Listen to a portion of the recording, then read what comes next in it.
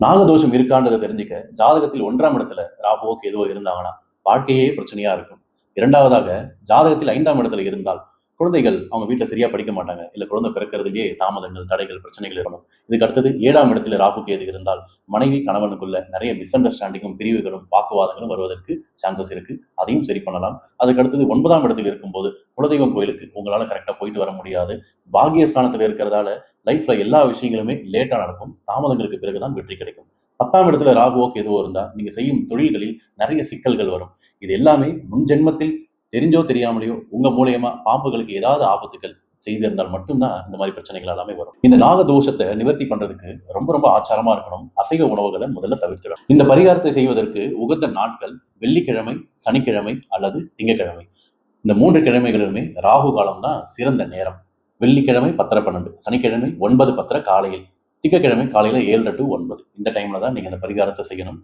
என்ன பரிகாரம்னா, பக்கத்துல இருக்கிற பாம்பு பிரதிஷ்டை பண்ண சிலைகள் நீங்க பார்த்துருப்பீங்க. 2 பாம்புகளும் பின்னி பிணைந்து இருக்கிற பாம்பு பிரதிஷ்டை செய்யப்பட்ட சிலைகள் இருக்கான்னு நீங்க முதல்ல ஐடென்டிஃபை பண்ணுங்க. அரச வேம்பு மரங்கள் இணைஞ்சு இருக்கிற இடத்துக்கு கீழேயும் இந்த மாதிரி பாம்பு சிலைகள் வச்சிருப்பாங்க. அந்த மாதிரி சிலைகள் எங்கேயுமே இல்லைன்னா நாகாத்தம்மன், கருமாரியம்மன் இருக்கிற ஆலயங்களை நீங்க சூஸ் பண்ணலாம். அதுவும் இல்லைன்னா பக்கத்துல புத்து இருந்துச்சுனாலும் நீங்க இதை சூஸ் பண்ணிக்கலாம். நாக பிரதிஷ்டை செய்யப்பட்ட கல் இருந்ததுன்னா உங்க கையால அந்த கல்லுக்கு அபிஷேகம் செய்வது ரொம்ப சிறப்பாக இருக்கும். கொஞ்சம் நல்லெண்ணெய் ஊற்றி அதன் பிறகு ஜலத்தால அபிஷேகம் செஞ்சுட்டு அதன் பிறகு மஞ்சள் குங்குமம் வச்சுட்டு 3 நெய் விளக்கு ஏற்றி கொஞ்சம் பாலை பேப்பர் கப்பு பக்கத்தில் வச்சு மனசார பிரார்த்தனை பண்ணிட்டு நாகதோஷம் விலகணும்னு வேண்டிக்கோங்க. 21 முறை சுற்றி வரணும். ஒன்று 48 நாட்கள் தொடர்ந்து செய்யலாம், இல்லை 11 வாரங்கள் ஏதாவது ஒரு குறிப்பிட்ட கிழமையில் அந்த குறிப்பிட்ட ராகு காலத்தை நீங்கள் சூஸ் பண்ணிட்டு செய்யணும். அந்த நாளும் கிழமையும் மாறக்கூடாது, அது ரொம்ப முக்கியம். பாம்பு புத்து பக்கத்தில் இருந்தாலும் வெள்ளி, சனி, திங்கக்கிழமையில வர ராகு காலம் அன்னைக்கு கொஞ்சமா பேப்பர் கப்பில் பால் எடுத்துக்கோங்க. பாலை கொஞ்சம் தெளிச்சுட்டு புத்துக்கு முன்னாடி மஞ்சள் குங்குமத்தை கொஞ்சம் கொட்டிடுங்க.